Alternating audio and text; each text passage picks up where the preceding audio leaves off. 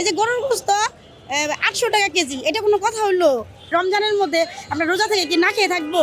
আমার সংসার তো বর্তমানে খুব কঠিনভাবেই চলতেছে, কারণ যে দাম দর এই বাজারে এসে দেখতেছি, তো আমাদের তো স্যালারি বাড়ে না, শুধু জিনিসের পণ্যের দাম বাড়াইতেছে। এখানে তো আমাদের মনে করেন যে মাস কাবার যে একটা বাজেট থাকে, বাজেটের ঊর্ধ্বে চলে যাইতেছে, তাহলে তো আমাদের জন্য অনেক কষ্ট হয়ে যায়। আমি মধ্যবিত্ত, কারো কাছে হাতও পাততে পারি না।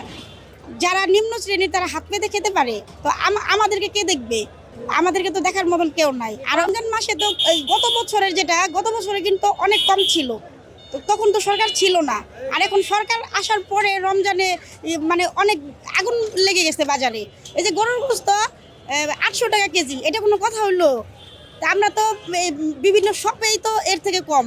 আর যদি লোকালে যদি 800 টাকা কেজি হয়, তাহলে আমরা কিভাবে খাবো? তো আমার মতে আমরা তো সংসার চালাই, তাই না? 72 ঘন্টা ময়েশ্চার লক সমৃদ্ধ লিলি বডি ওয়াশ শিয়া বাটারের গুডনেস স্কিন রিপেয়ার করে রাখে সফট ও গ্লোয়িং। তো আমাদের যে বাজেট দেয় আমাদের হাজব্যান্ডরা, বাজেটে তো আমাদের এই করা সম্ভব না। তো সরকারের দেখতে হবে যে আমাদের আয় কিরকম, আয় বুঝা তো ব্যয় করতে হবে।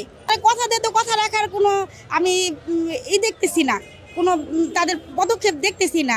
তারা ফ্যামিলি কার্ড বলতেছে, ফ্যামিলি কার্ড তারা তাদের নিজেদের যে লোকজন তাদেরকে দিবে, যে এমপি আছে, তারপর দেখা যাচ্ছে এরা নিজেদের যে লোকজন এদেরকে দিবে, আর কিছু নাম দিয়ে দিবে যেগুলো প্রতি বছরই করে, প্রতিবারই করে। প্রতিশ্রুতি দিয়েছিল সব কিছুর দাম একদম কম থাকবে, বাজেটটা আমরা গৃহিণী যারা আমাদের আয়ত্তের মধ্যে থাকবে, কিন্তু এখন তো সেটা হচ্ছে না।